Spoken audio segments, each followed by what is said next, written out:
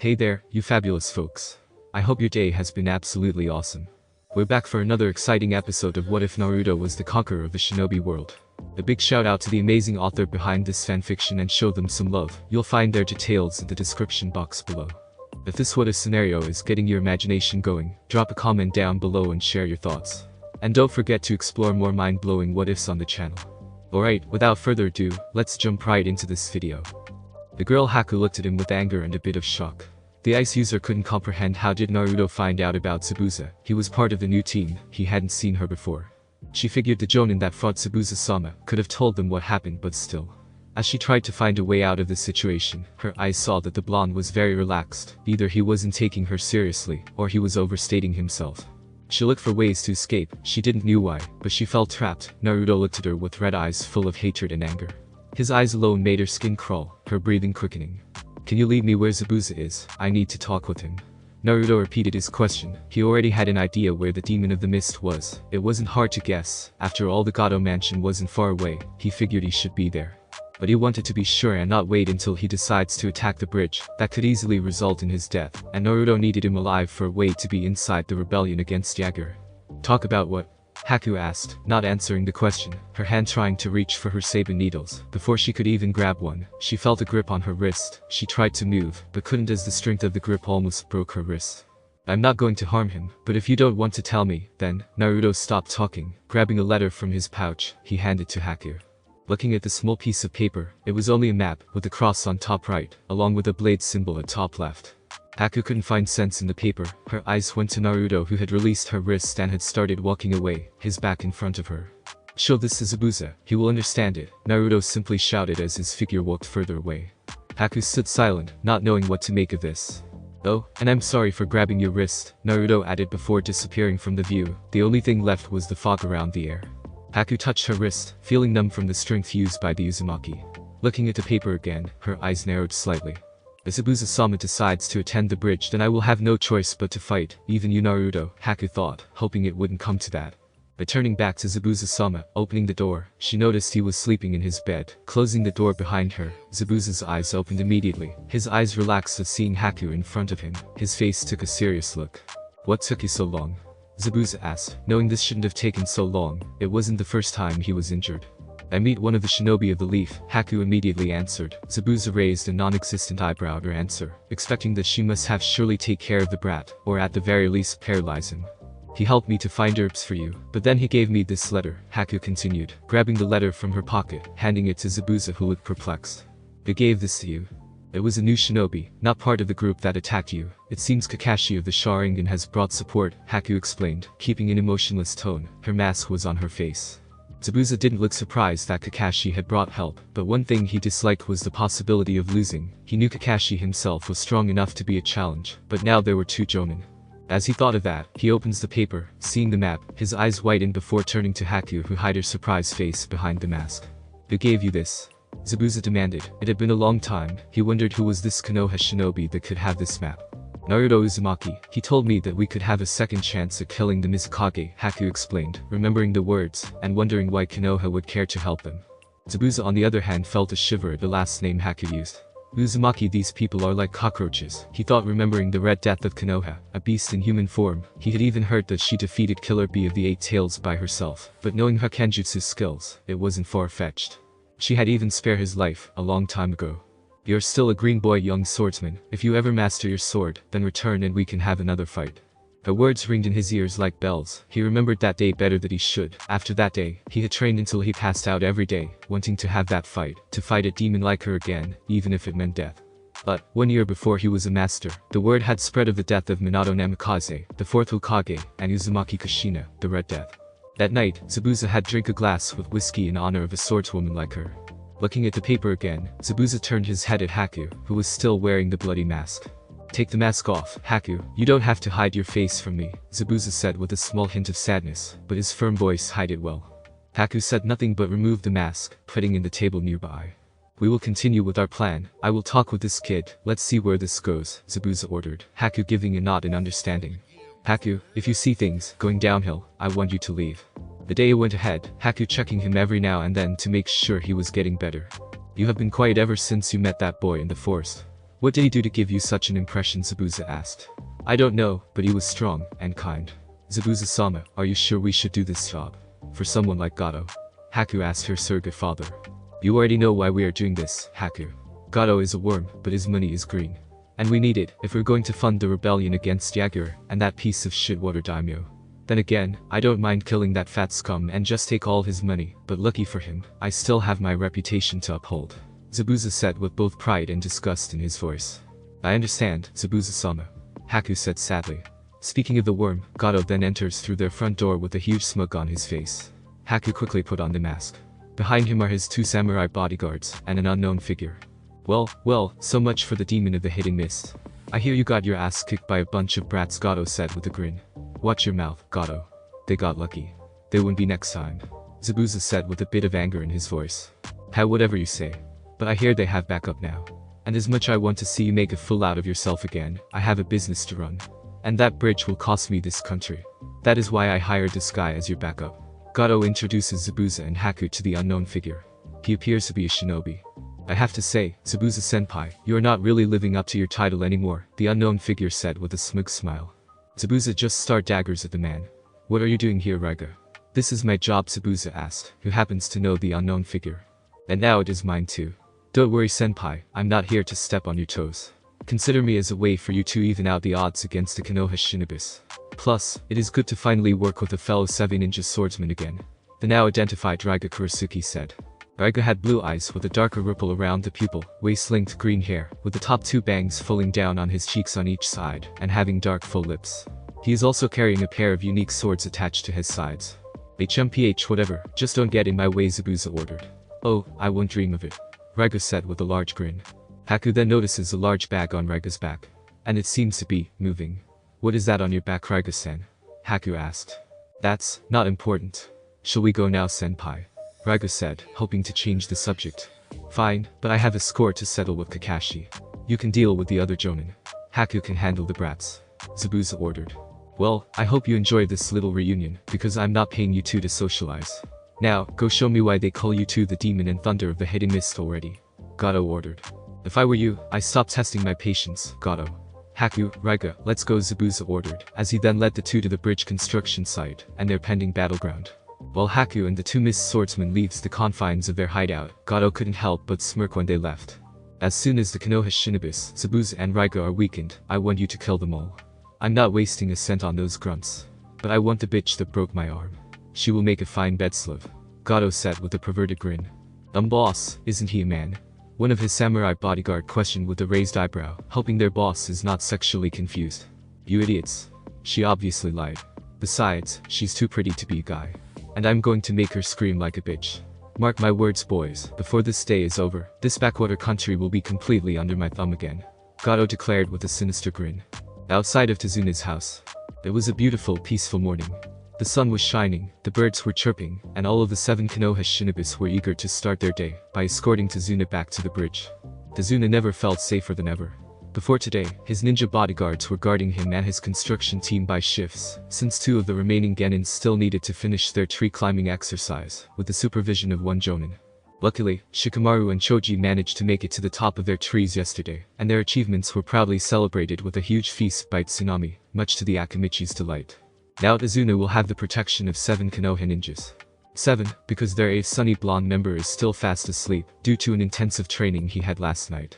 Are you sure you should go without Naruto-kun? Tsunami asked, the silver-haired jonin. Just for today.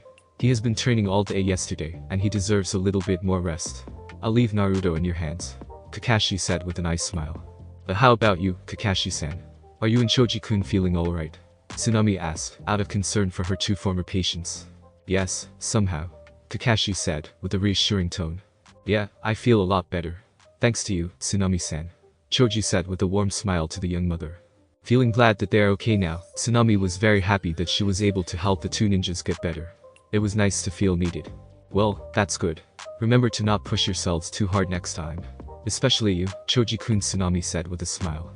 Will do, ma'am, Choji said with a playful salute at the young mother. We'll be going now, Tsunami.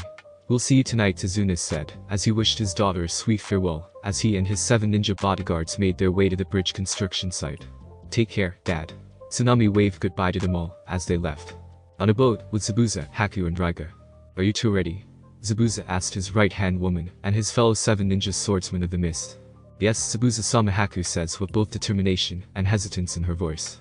She then placed her fake hunter ninja mask back on her face, covering her pretty feminine features and her conflicted emotions for the upcoming battle. Don't worry senpai, I'll make sure to give them all a beautiful funeral. Raiga says with a sadistic smirk. But Zabuza narrowed his eyes when he heard the sound of Raiga's tone. He didn't like it one bit. You better keep your head straight, Raiga. I don't work with psychopaths. But I am curious, when exactly did you lost your mind? Zabuza said, with his narrowed eyes still locking on Raiga. I can't remember. I guess I've been so busy attending many funerals that it slipped out of my head, especially the last one. You should have been there, everyone cried, especially the mother, Raiga said, with a sadistic smirk never leaving his face. Yeah, whatever. Just remember the priority. We just want the bridge builder. The Konoha Shinobis are fair game if they stand in our way. But no killing the contractors. Knock them out only. Zabuza ordered with a dangerously strict tone. I didn't realize you have gone soft, senpai. Raiga said with an amused smile. But apparently, the demon of the hidden mists did not appreciate that comment. Call me that again, and I'll cut you down. Zabuza said, as he released a small portion of his demonic killing intent. But the twin sword-wielding ninja was completely unfazed, and played off like a joke. So mean, senpai. You just reminded me why I hated my fellow 7 ninja swordsmen in the first place. Especially that fish-faced bastard, Kasame. But, I always like you. We are the same, you and I. You are truly the definition of the ultimate killer. Raiga said with admiration in his voice. We are not the same, Raiga. Just do what I say, and don't test my patience, Zabuza said with a threatening tone. Usu is scary. I like it. Don't worry senpai, just as long as I get to bury someone today, especially a massive grave, I'll be a good boy, Raiga said with a sadistic smile. The 3 rogue shinobi then turned their heads, and saw the site of their destination. They have finally arrived on the bridge construction site. Naruto finally woke up from his long slumber, and he let out a loud yawn. He was still wearing his pajamas, as he looked at the beautiful morning sky from his window. Damn, I slept like a baby. Naruto said, rubbing his eyes, stretching his limbs, and letting out another loud yawn. God, I was totally beat last night. But it was all worth it. He looked around his room, to find his roommates, Sasuke, Shikamaru and Choji missing. He later saw a note right next to his bedside, as he then picked it up and started reading it. Dear Naruto-kun, you came back very exhausted yesterday, so we decided to let you sleep in for a bit. Meet us at the bridge when you're awake. Love, Yurino-chan. Zokuso. This immediately put a smile on his face. His girlfriend is truly considerate for leaving him a note. Wait a minute, what day is it today? Holy Sage of the 6 Paths. It's the end of the week. Naruto yelled out in panic. He immediately got off his bed and went downstairs to find Tsunami washing the dishes. Tsunami-san, when did everyone left? Naruto asked with panic in his voice. Oh Naruto-kun, you're finally awake. They left about an hour ago. Kakashi-san wanted you to rest and relax for today. Tsunami informed the blonde. What were you thinking, Kakashi-san? It's the end of the week. Zabuza and Haku could attack by now. Okay, calm down, Naruto. Everything is going to be fine. With Asuma-sensei, teams 10 and 7, we still have them outnumbered. Naruto thought with worry. Thank you, Tsunami-san. Naruto said calmly and rushed back upstairs. He then went to change into his shinobi clothes. He put on his mesh armor shirt and black onbu pants and sandals.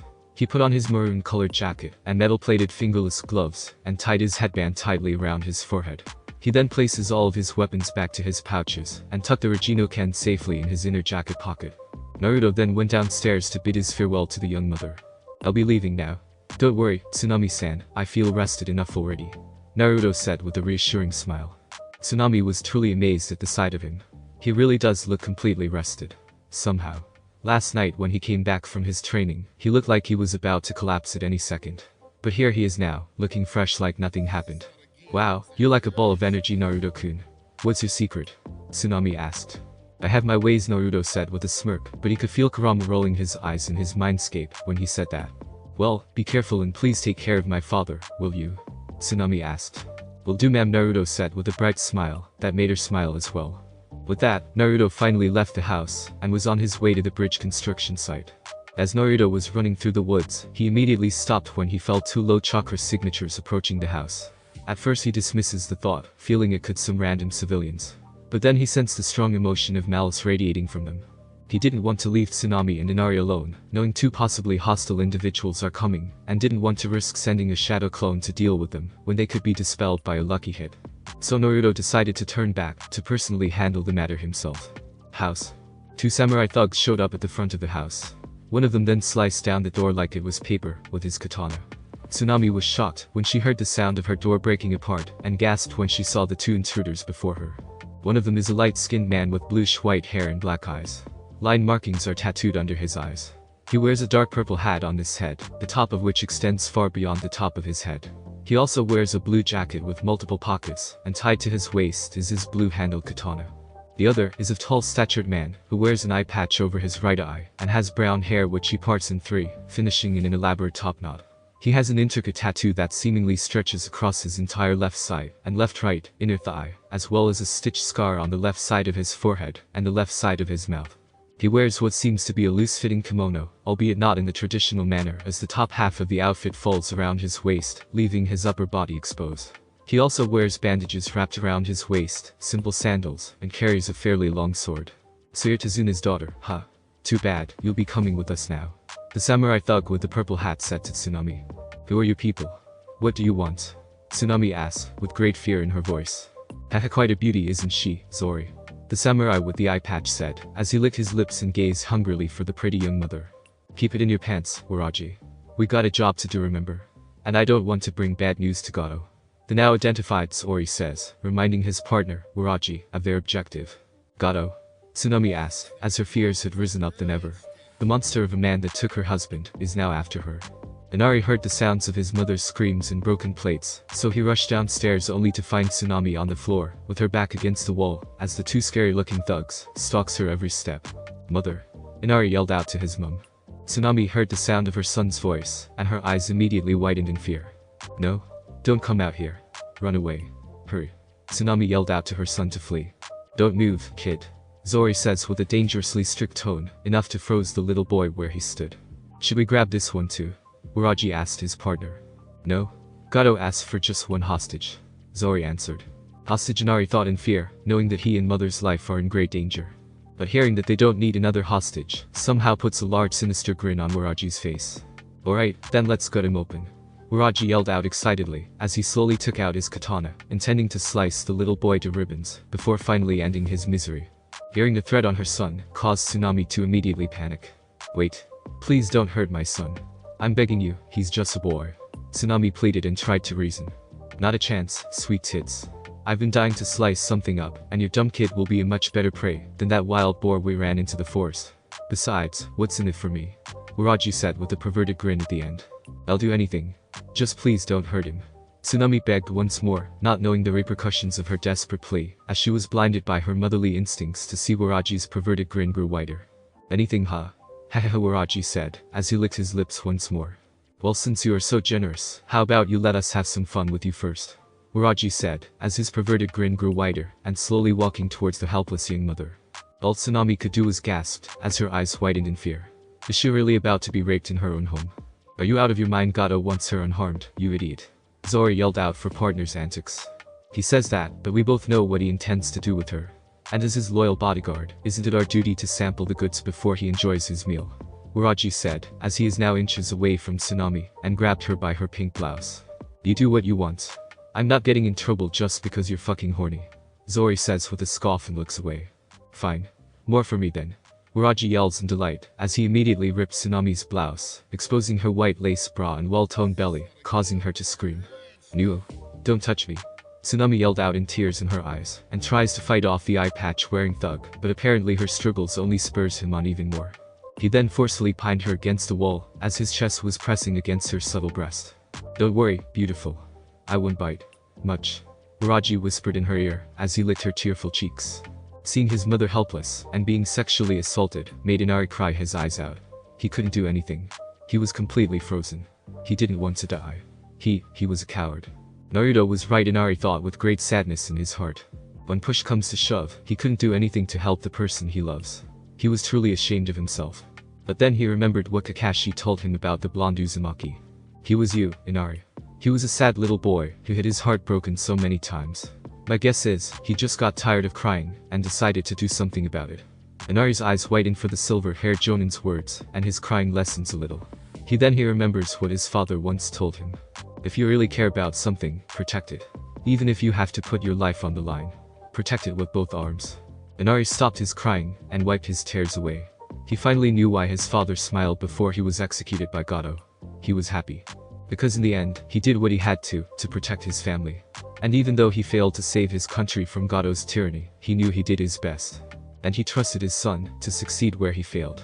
To never give up, no matter what. Realizing this, Inari had finally found his lost courage. He already lost one parent, and he refuses to lose another. Stop. Stop. Stop. Leave my mother alone. Inari yelled out, causing Waraji to stop his advancement on Tsunami. Beat a kid, can't you see I'm about to have some playtime with mummy here, Waraji says, as he slowly lifted Tsunami's skirt up. No? Tsunami yelled, trying her best to fight him off. Hearing his mother's scream immediately filled Inari with anger. You animal. Get away from her. Inari yelled out, and charges at Waraji. But the little boy's advancement was put to a stop as he was knocked down by Zori, with a backhand slapped on the face. You're really starting to spoil my fun, kid. As punishment, I'm going to fuck your mother's brains out in front of you. So shut up and enjoy the show. Waraji says with a smirk. Inari. Let me go, you goddamn son of a bitch. Tsunami yelled out as she punched Waraji on his face, but the eye patch wearing samurai merely shrugged it off. A ho-ho real fighter in you. I like that. Then you're going to love me. Waraji's eyes widened when he heard those words behind him and felt something sharp pierce through his chest. It was a red katana, and its wielder is none other than Naruto. The blonde's eyes were burning with cold fury. Naruto then deepens the stab. With a single swing, he completely opened his whole body from stomach to head, almost tear in two, his chest ripped in half, hanging both at opposite sides, his organs falling out, his right eyeball was cut in half. His blood spread everywhere, painting the whole room in red. Waraji's body fell limp on the floor. You disgusting motherfucker. Naruto said with great disgust, and cursing himself for arriving so late. Naruto. Inari yelled out with joy in his voice. Sorry I'm late, Inari. Naruto said with a sad smile. You little brat. Zori yelled out, as he pulled out his katana and charged at the blonde. Naruto immediately put his katana back to its scabbard, and flawlessly dodged all of the thug's sloppy slices. It looked like Naruto was simply dancing. When Naruto saw an opening, he immediately disarmed the thug from his katana, by grabbing his sword-holding arm and breaking it in two places, and kicking him hard in the gut, causing him fall down in pain. Ah, you broke my arm. He screamed out in pain. There are 206 bones in a human body. That's one. Now don't move. Naruto ordered with a dangerous tone. Inari. I'm so glad you're okay. Tsunami ran up to him and embraced her son in a tight hug. Inari, take your mother outside, please, Naruto ordered with a cold tone, as his gaze were firmly locked on Zori. Right, Inari did what he was told, and led Tsunami outside. Naruto knew he needed to interrogate the samurai thug for any valuable information, but he needed to do it quickly. Zabuza could be attacking the bridge by now. Now, tell me, why are you here? Naruto asked calmly. Ha, you don't scare me, kid. Zori simply scoffed. But then Naruto leaned his head forward, and Zori could see his blue eyes immediately turn vermilion red with slit pupils. Why are you here? Naruto said with his deep demonic voice before stabbing his knee. The man screamed in pain, but Naruto wasn't done. He twisted the blade, opening the wound more. Fuck. Why are you here? What are you? Zori asked fearfully, tears rolling down his face. Answer me. I can't. Gato will kill me. If you don't talk, I'll kill you. If I do, will you let me go? It depends on your answer. Naruto said, as his eyes and voice turned back to normal. Seeing that there was no way out, Zori had no choice but to cooperate. Gato wanted us to kidnap Tazuna's daughter as insurance. If Zabuza and his lackey fails to kill him, he'll use her as a bargaining chip. He also wants to rape her. Yes. Gato has been obsessed with her since she was Kaiser's wife. He wanted to hurt Kaiser even more, even though he's dead. What else are you not telling me? Gato hired another assassin ninja. His name is Raiga or something. And I hear he's quite a psychopath. Anything else? Gato is planning to betray Zabuza and Raiga once their fight with Yukinoha's Shinobi are over. Win or lose, it doesn't matter. Gato is too cheap to pay a large fee on them. He also wants Zabuza's lackey as well. I thought he was some pretty boy, but apparently he's a pretty girl, and you know where this is going. Hearing Haku was in danger by Gato immediately made Naruto narrowed his eyes in anger. That's all. I swear, that's all I know. Please, man. He continued begging as Naruto stood up in front of him. Please. I have a little sister. I need this job. I swear that's all I know, he begged, crying his heart out. It's alright. I believe you, he said, approaching. No, wait. Naruto stabbed his heart, the blade piercing through his chest. Outside the house, with Tsunami and Inari. Tsunami managed to change from her torn pink blouse, with one of her other blouses, that were hanging out to dry outside. She was now wearing a white top. She was still shaken up about what happened earlier, but luckily Naruto arrived just in time before the unthinkable happened. When Tsunami and Inari saw Naruto walk out of the house, they immediately ran up to him and embraced him in a tight hug of appreciation. "Naruto-kun, are you okay?" Tsunami asked the blonde boy. "I should be asking you that. I'm so sorry I was late. I should have come sooner," Naruto says apologetically. "No, please don't apologize, you came just in time. Thank you so much Naruto-kun," Tsunami says as he continues to hug Naruto. "Thank you Naruto," Inari says, a little nervously and sadly at the blonde boy. "You're very welcome. And I'm sorry Inari, about what I said to you that night ago," Naruto said, rubbing the back of his head shamefully. He knows it was wrong of him to yell at an ignorant child. "No, I'm sorry Naruto. I'm a coward," Inari says with a dejected tone. "You're not anymore though. What you did took guts. You stood up to those men, knowing that you could have gotten yourself killed. And you did it to save your mother. You now finally understand the true meaning of strength," Naruto said with a soft smile. "True meaning?" Inari asked. "Yes, Inari. You see, when you have someone precious to you, you do whatever it takes to keep them safe. By doing so, you tapped into a power that is far greater than anything, the will of fire. I see that same fire in you Inari. Your strong desire to protect your mother. And because of it, you have found your courage. Your family in this country were very precious to your father. Have you ever wondered how he can be so strong all the time?" Naruto asked the little boy. Putting two and two together, Inari finally understood what Naruto meant.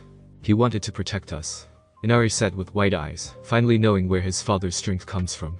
Naruto then smiled and softly pats Inari's head. "You're a very brave boy, Inari. And your father would be so proud of you," Naruto said with his signature bright smile. Hearing this coming from Naruto and seeing his kind smile made Inari wanted to cry. "Naruto Naisen," Inari said with tears in his eyes. "Darn it, I promised myself I wouldn't cry anymore. You're going to make fun of me again and call me a baby. But I can't stop," Inari said, trying to fight back his tears and wiping them away. But Naruto just gave him a small chuckle. "What are you talking about, Inari?" Naruto asked. "Huh? You're happy, are you? What's wrong with that? When you're happy, it's okay to cry," Naruto said with his bright smile. "Naruto Naisen." Inari couldn't help but cry again. Naruto was truly someone special to him now. Tsunami couldn't help but cry as well. It has been a long time since she saw her son so happy. She was very glad they were able to meet Naruto. He was truly the hero the little boy needed. "Hahaha, alright Inari, I can leave you in charge of things here now, right?" "Yeah? Good. Then I'm heading over to the bridge. Wish me luck," Naruto said with a wave, and he ran to the direction of where his team is. "Good luck, Naruto Naisen," Inari yelled out with joy. Naruto then ran to bridge construction site as fast as he can. If what Zori said was true, a battle is no longer necessary if Gato was never intending to pay Zabuza and Haku in the first place. But he knows Zabuza won't just believe him, and will no doubt think of it as a tactical trick. But he still needed to try. The bridge construction site. "What the hell is this?" Tazuna yelled out in horror when she saw all of his contractors on the ground, unconscious. He quickly ran up to one of them to see if they have any fatal injuries. Luckily there were none. "What's going on? What happened?" Tazuna asked one a semi-unconscious contractor, but he only received a weak groan of pain in response. "It's them," Kakashi thought with his single eye narrowed. Then suddenly a very thick mist appears, completely surrounding the bridge and taking away the Konoha Shinobi's advantage of sight.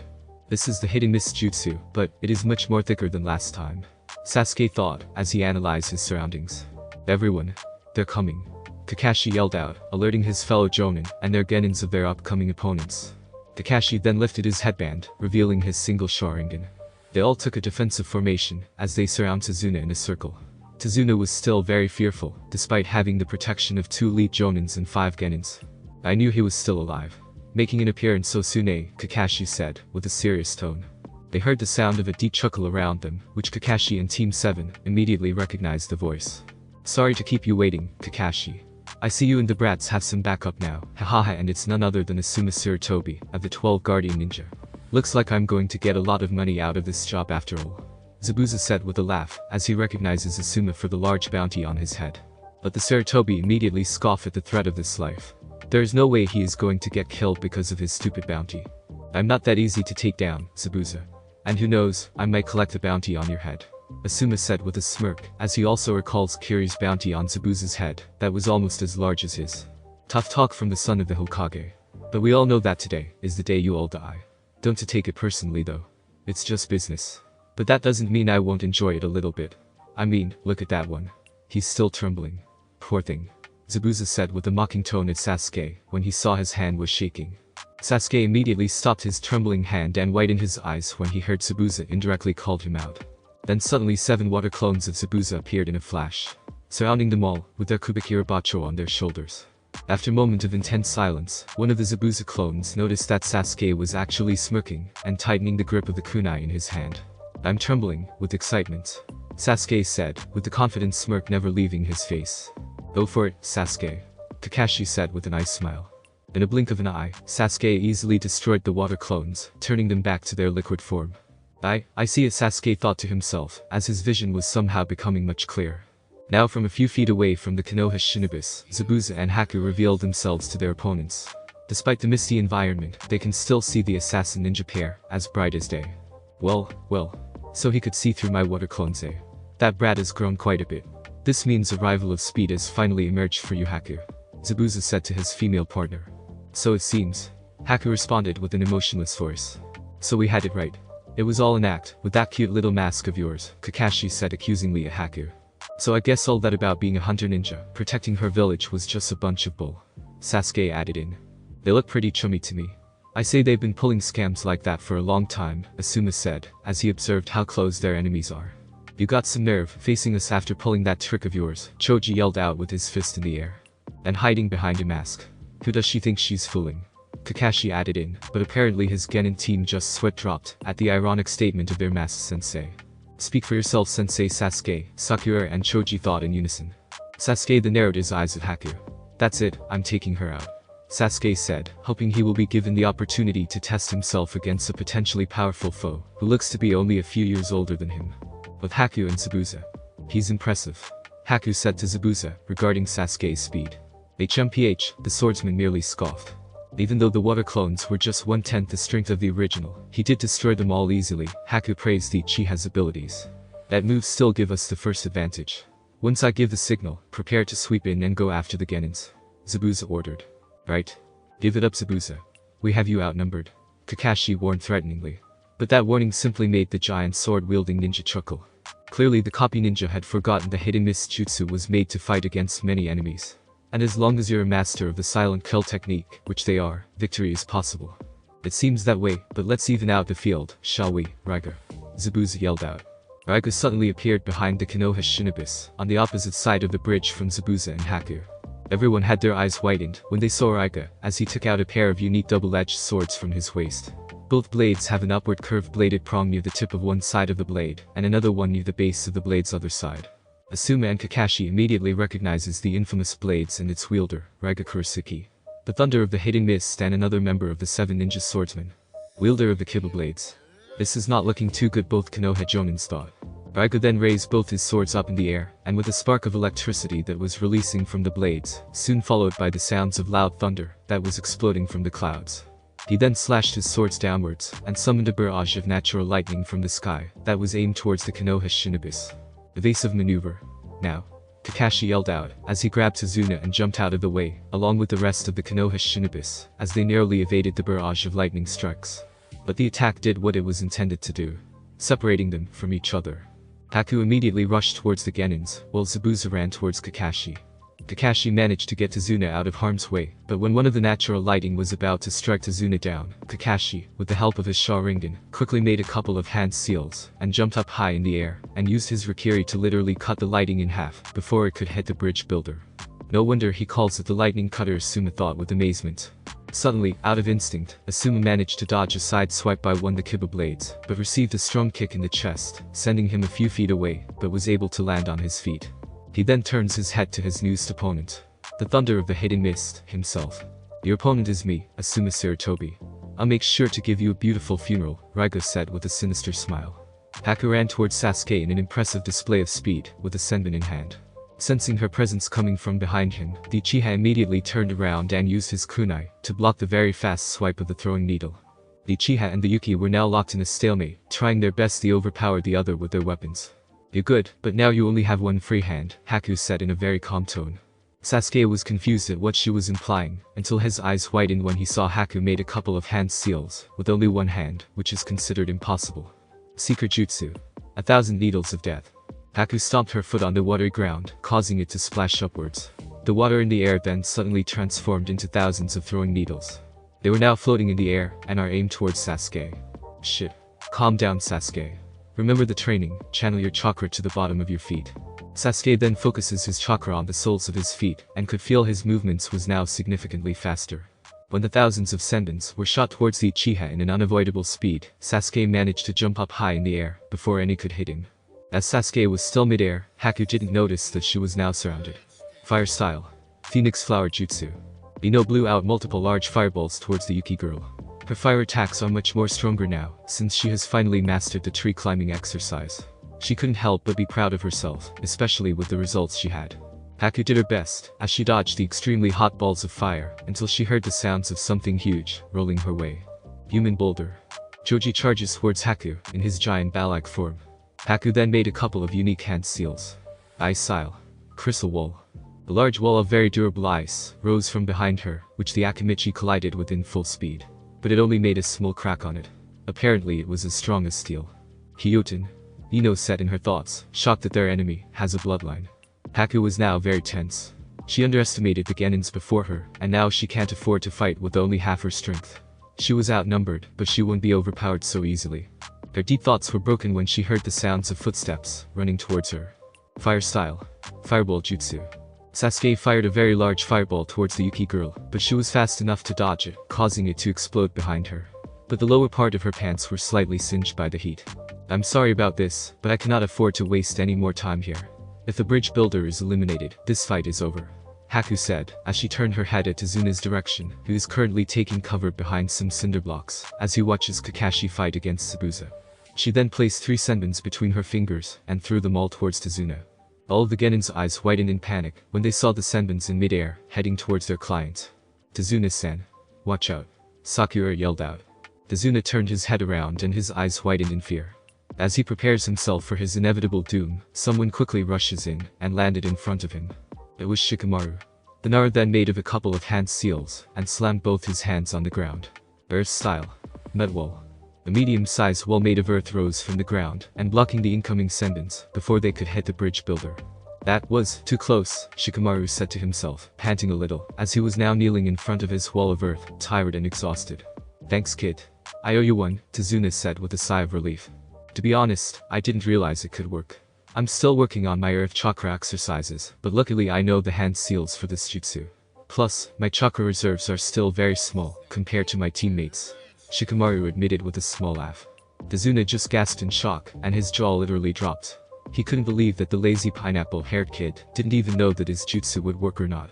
Ino managed to make her way towards Shikamaru and Tazuna, and was now kneeling behind the earth wall alongside her teammate and the bridge builder. She decided to stay by Shikamaru's side and guard Tazuna together, while Team 7 deals with the Yuki girl. Good job Shika, I didn't realize you have a Doton jutsu already. Ino said with a proud smile. Well luckily I did. Anyway, can you create a mind link for all of us? Maybe I can come up with a strategy, while Team 7 keeps that Haku girl busy. Shikamaru asked. I'll try, but I never connected with more than 2 people before. I need to concentrate harder, Ino informed with worry in her voice. The Yamanaka girl then made a single hand seal, and activated her mind transmission jutsu, connecting her mind with Shikamaru's and Team 7. Don't be alarmed guys, I established this mind link, so we can communicate via our thoughts, Ino informed in their minds. Whoa, this is so weird. Is this how you guys usually communicate? Sakura asked in her thoughts. Only for private conversations, dangerous fights, or when we need to plan out our tactics in secret, Ino answered. Wow, that's actually pretty cool, Choji thought in awe. Impressive, Sasuke thought. This won't last long though. This jutsu uses a lot of Ino's chakra. And the more people she links herself with, the faster she tires. So I'll make this quick. I'll try to come up with a strategy to beat Haku, but I need you guys to buy me some time, Shikamaru informed. No problem. I can do this all day, Sasuke thought with a confidence. Haku, however, was starting to lose her patience. She needed to help Zabuza against Kakashi as soon as possible. She wanted this job to be over, especially before Naruto shows up. It seems that you 5 are more skilled than I thought. But I cannot allow you to win. And I cannot afford to lose, Haku said with a serious voice. Haku then releases a large amount of her ice chakra that was currently radiating from her body. The air around them became very cold all of a sudden, and when Sasuke, Sakura, and Choji were trying to warm themselves from the sudden drop of temperature, Haku proceeded to make a couple of unique hand seals. Secret Jutsu. Crystal Ice Mirrors. Several large mirrors made of ice was starting to form around Team 7, trapping them inside. And to everyone's shock, they saw the Yuki girl walk straight through the ice mirrors like it was water. Suddenly, from inside the mirror dome, multiple Hakes appeared in all of the mirrors, facing Team 7 with a cold look behind her mask. Okay, this might complicate things, Shikamaru thought in fear for their friends. You think? I know this is not the right time for an I told you so, but I told you we should have never left Naruto-kun behind, Ino thought. With Asuma and Raiga. Asuma was currently dodging like he never dodged before. If anyone would have asked him a couple of years ago that he would one day use his shinobi skills to run from an actual lightning strike, he would laugh his ass off. Raiga showed no sign of restraint as he continues to shoot orbs of lightning from his blades towards the Sarutobi. This guy is barely using any of his chakra with those lightning strikes. Those blades of his are quite impressive. I need to close the distance between us fast, Asuma though with worry, as he took out a pair of trench knives from his back pouch.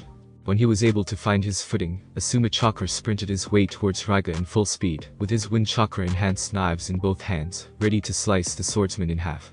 While Raiga was so focused on his wild attacks, he didn't realize Asuma was turning into a blur and was running straight towards him. He would have been killed then and thereby the Sarutobi if it wasn't for the sudden yell of warning coming from the large bag behind his back. The voice sounded almost childlike. Raiga, look out. The bag warned out loud for the swordsman, causing Raiga's eyes to widen, and he was able to block Asuma's strike with his blades. Both men were now locked in a test of strength between their chosen weapons. Thanks, Ranmaru. I knew I can count on your eyes, Raiga said with a smirk at the bag. What the? Is there a child in that bag? Asuma yelled out in disbelief. Haha, so you heard him, eh? You have fine ears, Asuma Sarutobi. Are you insane? Let the boy out. This fight is between you and me. Why would I do that? Ranmaru is my eyes, and I am his body. As long as we are together, I am unstoppable. I'm not going to fight you when there is a child on your back. Then you've already lost, Asuma Sarutobi. Once I bury you, I'll bury the rest of your team. Asuma gritted his teeth in anger. Raiga is truly an unpredictable opponent, and with Ranmaru on his back, it's like fighting with a hostage. Asuma needed to plan his attacks very carefully, but he's going to need some help from his team. Asuma and Raiga were now engaged in a fast-paced sword fight.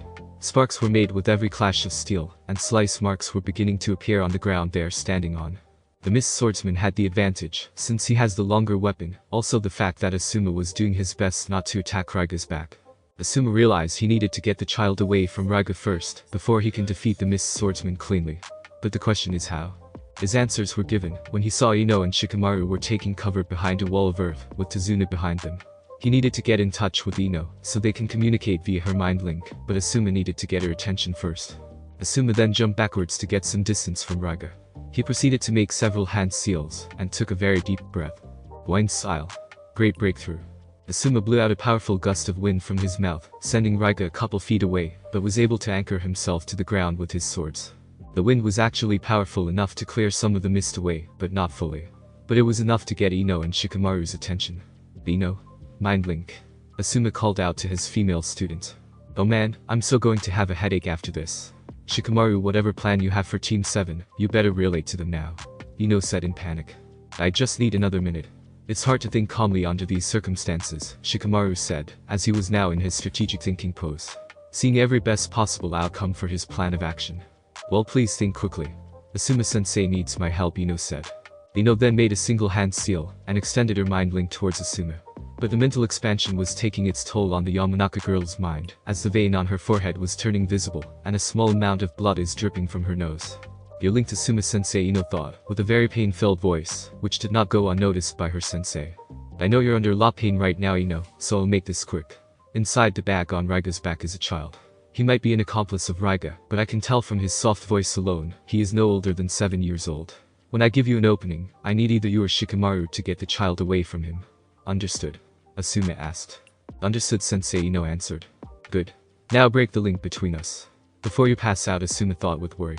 Ino then broke the link with Asuma, and leaned her back against the earth wall behind her for support. Ino, are you okay? Shikamaru asked. Yeah.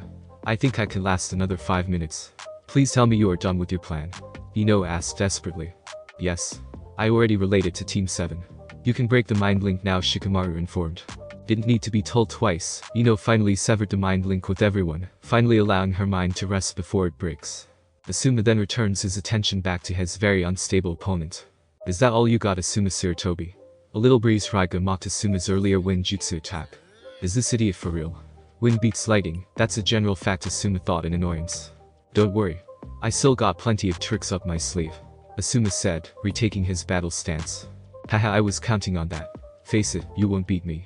Not now, not ever. As long as I have Ranmair's eyes, there are no blind spots for me. Raigo said with a grin. This guy just gave away his secret. Why are the strong ones are always the dumb ones? Thanks for the tip, Asuma said with a smirk as he and Raigo charged towards each other once more in a clash of blades. Back with Haku and Team 7. Team 7 was now panting heavily and bloodied all over, as their bodies were now covered by Haku's senbons. Joji was worst, since he was obviously the easiest target, but not even the Uchiha prodigy and Sakura were able to escape unfazed by Haku's ultimate hidden jutsu. Sasuke was able to reawaken his Sharingan when he protected Sakura from Haku's sudden addict. But they still only have one Tomo each, thus has not yet reached the peak of its ocular powers yet. After they received Shikamaru's message regarding his plan to defeat Haku, the three Genins now stood by each other, preparing for their last desperate attack against the Hyutin user. Alright, you guys know the plan, right? Sasuke asked his two teammates. Yeah, let's try it, Choji said while panting. I'll be right behind you, Sasuke-kun, Sakura said with determination in her voice. Sakura then used his Sharingan. The images of Haku within the mirror were not clones, but simply her reflection. She was constantly moving within the mirrors the whole time, in an incredible display of speed. When Haku slowed down and stopped her tracks, Sasuke's eyes widened and pointed out to her location. There? Sasuke yelled out, pointing her finger to one of the mirrors Haku was currently in. Choji now? Sasuke yelled out. Choji then made a single hand seal. Expansion Jutsu. Human Boulder. Choji's form then transformed into the shape of a giant-sized ball, and started launching himself towards Haku, while breaking the ground he was on. Sasuke then made several hand seals, and jumped up high in the air. Fire Style. Fireball Jutsu. Sasuke blew out a large-sized fireball towards the ice mirror, helping to weaken it enough for Choji's attack to break through. Choji's boulder form managed to clash with the weakened ice mirror, and was able to heavily crack it, which causes Haku's eyes to widen behind her mask. Refusing to let his friends suffer anymore, Choji then puts more chakra into his attack, and eventually he was able to break through the ice mirror and escape to the other side, but not before collapsing from chakra exhaustion. Sasuke and Sakura ran as fast as they could to escape the ice mirror dome, but thanks to Haku's superior speed, she was able to avoid Choji's direct hit and shot more senbons towards the pair. Sakura took several more needles in her body, blood leaking out from her multiple wounds, her eyes closing, before collapsing in the ground. Sasuke was barely standing on his feet, his teeth clenching, almost cracking from the strength. I can't die like this. I need to kill Itachi, I'm no weakling, he thought as his body fell to the ground. Haku turned his attention at the other teammate who was exhausted, ready to deal with him as well. When a punch suddenly sends her crashing into concrete. Standing up, her mask had cracked slightly around her right side. She was surprised that she was actually caught off guard, but when her eyes saw Naruto standing there, she felt a shiver. Haku was able to recover from Naruto's previous attack, and was now standing across from him, with a sad look in her eyes. That punch was impressive. It took 3 of your friends just to break one of my ice spheres. You were able to destroy one, with just a punch. Haku praised her blonde opponent. Stop this, Haku. This fight is over, Naruto said. I cannot. This is Zabuza-sama's mission. And I will help him finish it, Haku said. This mission is a bust, Haku. Gato is not going to pay you in Zabuza when it's done. He's going to kill Zabuza and Raiga, and take you, Naruto informed. Why would you want to take me? Haku asked innocently. Oh, honey. You do realize the older you get, the harder it is to tell people you are a boy, right? Hehehe, I suppose you are right. Gato is a greedy and lecherous man, and what you say is likely possible. But Zabuza-sama wouldn't just listen to your word alone, and nor should I. He may be a Rouge ninja, but he lives with the code. To finish the job, once it is accepted. So unless Gato reveals his betrayal himself, this fight is not over yet. And I will continue to fight, as Zabuza-sama's tool. Haku stated, but what she called herself at the end, just made Naruto cringe. Will you please stop calling yourself that? Naruto asked. But that is what I am, Naruto. Which is why, I'm very sorry I have to this, but you are clearly the biggest threat compared to your friends. And I have no choice, but to eliminate you. As Haku then made a couple of unique hand seals, the temperature just got a lot more colder. Ice Style. 10,000 ice petals. Countless ice shards appeared, floating around Haku, as they were now aimed towards Naruto. They were then shot forward in an incredible level of speed, causing Naruto's eyes to widen. That's impressive, Naruto thought before raising his hand up in the air. Suddenly all the ice shards stopped dead on track before shattering. Haku's eyes were widened, and her breath was shaken after what she just saw. What was that? Haku found herself asking. She hadn't seen Naruto do any hand signs. He had just stood there, and the shards had been stopped and shattered, as if some invisible force was around Naruto. A shinobi never reveals his tricks. Naruto simply stated before his face turned into a serious one. You should give up, Haku. I don't want to hurt you, Naruto said sadly. Zabuza-sama saved me, and I cannot fail him, Haku said, with determination in her eyes. Haku then fired more of her ice shards towards Naruto, causing him to take evasive maneuvers from the many sharp projectiles. Naruto then took out his katana. He then used it to block the incoming shards, with fast and accurate swipes. Haku couldn't help but be impressed with Naruto's skills. This was one of her most lethal jutsus, yet Naruto was dancing around the field like it was nothing, and swiping the shards away with the sword in his hand. Haku stopped firing her ice shards, when Naruto suddenly shunshin away, disappearing from her line of sight. She then heard his voice echoing around her. I know you tell yourself that you're just a tool. Haku heard Naruto's voice came from behind her, and shot an ice shard in that direction, but it hit nothing. And that you have to kill me, to ensure Zabuza's success. That it is your duty, Naruto said, appearing right behind her. It is my duty, and my burden. Haku shot an ice shard towards Naruto, but he immediately swiped it away like a fly. She then merged her remaining shards together, forming them into a long ice spear. But that does not mean that I do not honor him, Haku yelled out, as she shot the ice spear towards Naruto in an incredible speed. With narrowed eyes, Naruto then held his katana ken in a reverse grip, and in a slow motion, he cut the ice spear in half, right down the middle. Haku's eyes widened at what Naruto just did. He was truly a force to be reckoned with.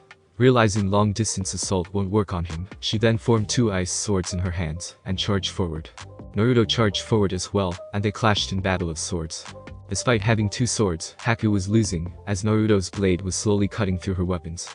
When her ice swords finally broke, Naruto then kicked Haku away, and she was sent crashing on the rails of the bridge. Naruto then jumped up high in the air, with the katana in both hands. He thrusted his sword downwards, with the intent to finish off Haku. At the last minute, Haku formed two new ice blades, and managed to block his downward thrust just in time. But Naruto was relentless, as the blade was now inches away from her chest. You think you honor Zabuza by blindly following his orders? A true shinobi knows to follow their judgment. We need to learn to make the right decisions, especially when the orders you are given are wrong, Naruto said harshly. But his words made Haku narrow her eyes at him. You dare to lecture me about his honor? You don't even know who he is, Haku yelled out, as she kicked Naruto away, freeing herself from his deadlock, and jumped a few feet across from him. Haku then made a couple of hand seals, and used her remaining chakra for her last, and most powerful jutsu. Ice Seal. Twin Crystal Dragons. Two large ice dragons appeared, and was shot towards Naruto's direction, as their roars echoed throughout the mist. Naruto then put his sword away and raised his hand, the ice dragon inches away from him, opening his right eye, a metallic purple. Shinra Tensei. A sudden force spread everywhere, cracking the concrete. The ice dragon was immediately obliterated, sending sharp shards flying everywhere. She was slammed hard by the powerful jutsu, as she dropped down to both her knees, panting and bloodied. What kind of jutsu is that? You're not making hand signs. Who are you? Haku asked in a defeated tone. Without hesitation, Naruto took out his Uzumaki sword, and dashed towards Haku in incredible speed, stopping his blade a few inches away from her neck. Do it then, kill me, Haku said, admitting her defeat. Naruto held the blade there for a moment, until he finally removed it from her neck. No, like I said before, you still have a purpose in this life, Haku. No, I failed. I am a useless tool. I have failed, Zabuza-sama. You must kill me. Zabuza, why that guy anyway? I don't understand why someone who is as good as you would devote your life to a man who kill innocent people for money, Naruto asked. Because Zabuza-sama was the one who saved me, Naruto. When my Kekkei Genkai was discovered by my father, he led an angry mob to our home to kill me and my mother.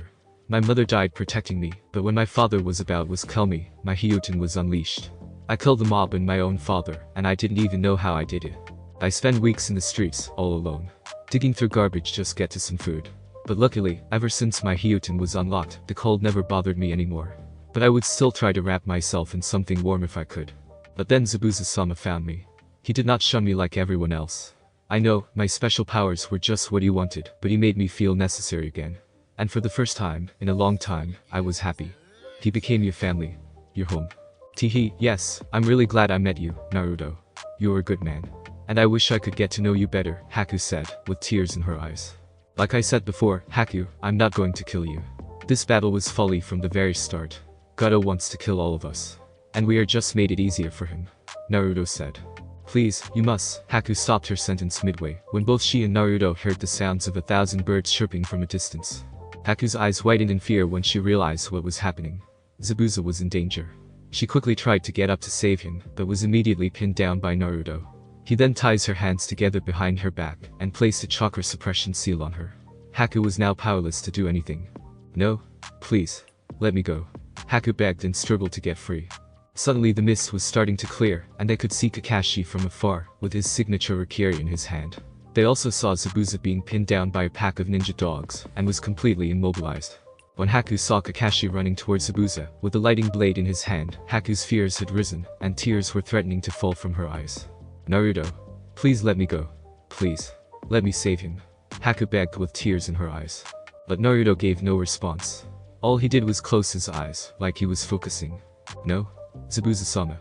When Kakashi was now a few feet away from Zabuza, and thrusted his Rikiri forward, Haku noticed Zabuza was looking at her, with an apologetic look in his eyes. When she saw a lone tear fell from his cheek, as he looked at her with a small smile on his face, all she could do was scream out in horror. Towson. Thanks for listening. I do hope you enjoyed. If you want the next part of this video, like, subscribe and comment down below, and turn on the bell notification. And also check out other videos that I have created and enjoy. See you in the next video. Peace.